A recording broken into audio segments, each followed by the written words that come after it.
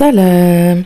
اليوم جبت لكم وصفة جديدة تاع الشوفلور مشوي في الفرن، يجي صحي ساهل في التحضير وبنين بزاف. رافقتهم بهاد الاعواد تاع لي بروشيت بالكفتة، وزدت طيبت انا الخبز هذا بالشوفان.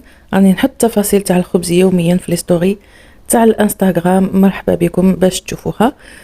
هاد لو بلا بيان سور رايان بويسكو ما ياكلش هو الشوفلور، دونك عوضته له بالبطاطا. دوك نوري لكم كامل التفاصيل في هاد لا فيديو. نبدي في الاول بالكفته، نحرج عليها باش ترفد لي كامل النكهات. لي زيبيس اللي استعملتهم فلفل كحل، فلفل احمر، كمون والقرفه، مقادير متساويه، ملعقه صغيره من كل حاجه. زدت معاهم ملعقه كبيره تاع الملح والمعدنوس، انا راه عندي كونجولي، الا كان فخي يكون احسن. هنا قشرت حبه تاع البصل وقطعتها الى قطع صغيره. باش نزيد معاها حبه تاع الفلفل الاحمر، لازم تكون حمراء ماشي خضراء باش تعطينا البنه هذيك الحلوه تاع الفلفل الاحمر. هاد لا فيرسيون تنخدم بهذه الطريقه، كنت انا خدمتها شحال من مره وراني ديجا حطيتها. الوغ كما شفتوا فوت الفلفل في الاشواغ ونزيدوه مع الكفته، ونعاود في المام اشواغ نفوت الثوم والبصل وقطعه من الزنجبيل الفخيره عندي. لا ما عندكمش تعوضوه بالليبيس، هذاك الغبره، الزنجبيل الغبره. دونك انا رفدت هذه القطعه متوسطه، قطعتها ونزيدها معاهم في الاشواغ باش تتخلط غايه الغايه وما تجينيش حاره.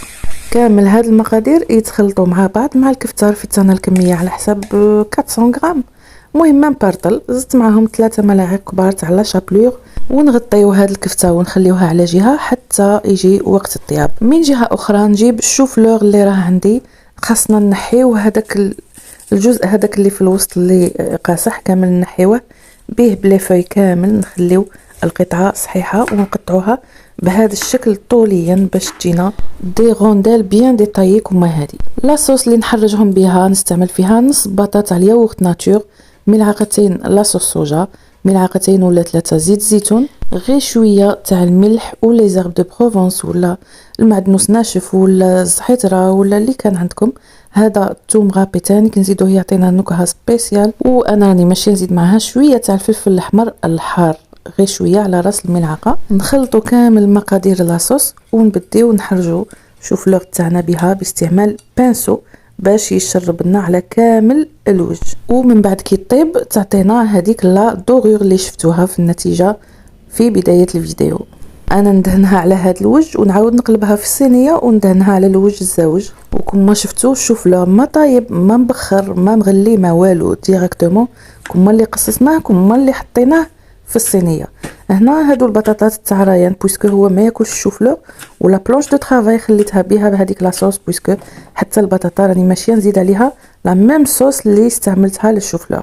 البطاطا حتى هي ديريكتومون كرو، ما مبخره ما مغليه، بويسكو اليوم راني ماشيه نشويهم في الفور. زدت عليهم شويه تاع زيت زيتون وشويه تاع الاعشاب المنسمه، وبلا ما نغطيهم ندخلهم للفور نعليهم 150 درجه مده 45 دقيقه يطيبوا في خاطرهم.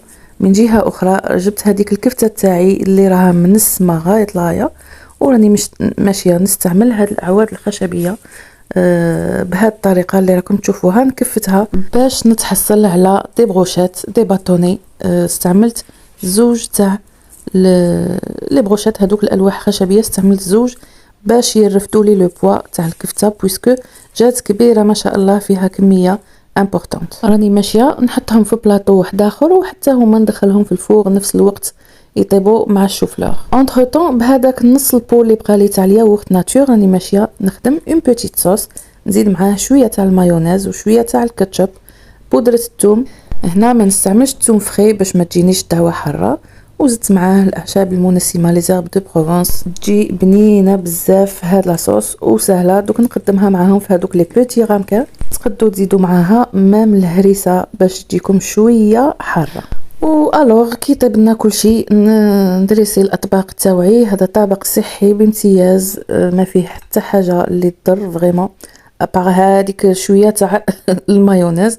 نتمنى يكون عجبكم ونتمنى تحضروه لولادكم سورتو الا كانوا ياكلوا الشوفلور. طريقه مغايره صحيه وبنينه بزاف.